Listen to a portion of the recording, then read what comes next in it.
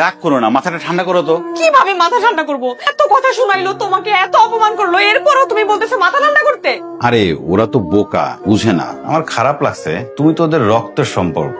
তোমার বোন যে তোমার সাথে এইভাবে খারাপ ব্যবহার করবে এটা না আমি মানতে পারিনি। তোমাকে ওরা দুঃখ দিছে, তোমার দুঃখ কষ্ট কি আমার দুঃখ কষ্ট না? তোমাকে আমি আগেই বলছিলাম যে যাওয়ার দরকার নাই। এত অপমান করলো আমাকে, তুমি আমাকে কেন পাঠালে? দেখো, আমরা ওর জন্মদাতা পিতামাতা না হলেও ও আমাদের বাচ্চা। ও কিভাবে কান্না করছে তুমি দেখতে পাচ্ছ না? ওর কান্না আমাদের খারাপ লাগে না? এই জন্যই তো তোমাকে আনতে বললাম। তাই এই যে দেখো এখন কত অপমান করলো, এখন খুব ভালো লাগতেছে তোমার, তাই না? একটা বাচ্চার জন্য আমরা কত অপমানিত হবো। বাচ্চা নাই তো কি হয়েছে? পৃথিবীতে কত মানুষ আছে, তাদের তো বাচ্চা কাচ্চা নাই। তুমি আছো আমার জন্য, আমি আছি তোমার জন্য। আমরা দুজন দুজনের হাত ধরে বাকিটা জীবন পার করে দিতে পারবো। বাচ্চা থাকলেই বাকি। এরকম অনেক মানুষ আছে যাদের বাচ্চা বড় হয়ে বিয়ে শাদী করে তাদের বাপ মাদের দেখে না। মানুষের শেষ বয়সের ভরসাকে জানো? স্বামী আর স্ত্রী। তোমার ভরসা আমি, আমার ভরসা তুমি। আচ্ছা তুমি এত ভালো কেন? এত সুন্দর করে গুছিয়ে কথা বলতে পারো, কিভাবে বলো? বলো। আরে এটা তো এমন কোনো বড় ব্যাপার না। আমি মানুষের মন বুঝি, মন বুঝে চলাফেরা করলে সবকিছুই সম্ভব। শোনো, মন খারাপ করো না। তুমি আমার আছো, আমি তোমার আছি।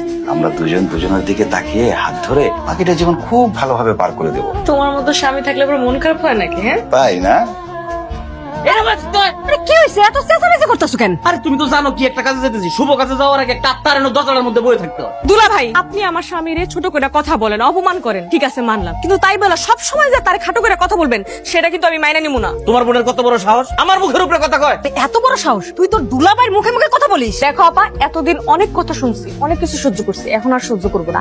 আমার স্বামীরে যদি কোনো খারাপ অপবাদ দাও, অনেক কথা শোনো, অপমান করো, আমি আর মানবো না। আহা, তুমি শুধু শুধু রাগ করছো। দুলাভাই তো তেমন কিছু আমাকে বলে নাই। এই তুমি চুপ করো। দুলা ভাই কি বলছে না বলছে আমি সবকিছুই শুনছি, তোমার নতুন করে বলতে হবে না।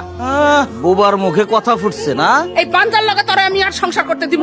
আজকেই বিয়ের ব্যবস্থা করবো। আমি যদি বিয়া না করতে চাই, আরো বাপের সাধ্য নাই যে আমার বিয়া দিব। আচ্ছা, তুমি মা বাবার সাথে এমন ভাবে কথা বলছো কেন? ঠান্ডা মাথায় কথা বলো। তোমার বউকে অন্য একজনের সাথে বিয়ে দিবে সেটা তোমার খুব ভালো লাগবে? তারা এমন কিছু করবে না, শুধু শুধু ভয় দেখাচ্ছে। তুমি তাদের চিনতে ভুল করছো। বাবা নাসির, ওই পোলাটারে ফোন দাও, আজকেই ওর বিয়ে হইব। জি বাবা।